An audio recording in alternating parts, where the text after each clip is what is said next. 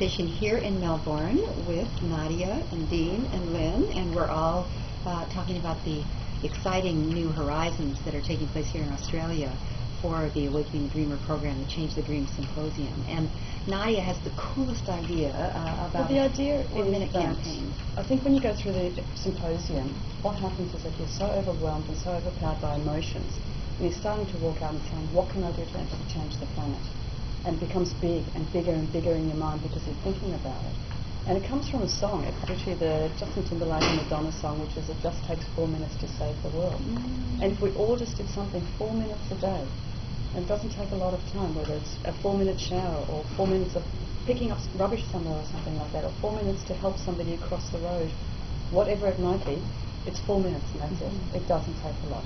And if we take it one little chunk at a time to bring that change about, we can make a big change happening over the time. And I can see then out of that 4-minute campaign, and even if there isn't a 4-minute campaign, but I love that idea. Well, I love the concept of a 4-minute campaign out is there. to have a story a week on the website that shares what happens out of 4 minutes, or what happens out of taking the symposium, so that 52 weeks this year, from March 1st, and now it's March 3rd actually when we're having this conversation, but from now through the next year, and particularly through this next 3-month period, out of the the opening that here is in Australia, out of the climactic disasters and all that's opened the heart of this country, that we have an inspiring story a week on the website of people taking action, and a story that's short, with the photograph of the person who's, maybe it's somebody who went through the symposium and they're 10 years old and they went home and they enrolled their parents in taking a green vacation and not going to a fancy hotel.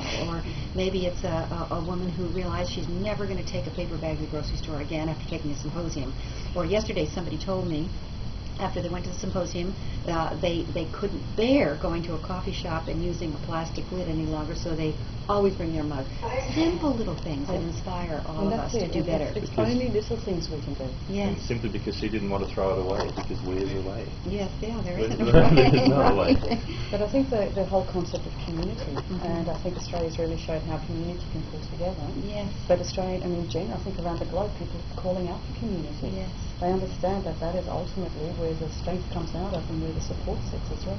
And it'll be the way through the financial crisis, in my view, the financial unraveling that is probably not going to stop. The hemorrhaging probably won't stop with the tourniquet of the bailout.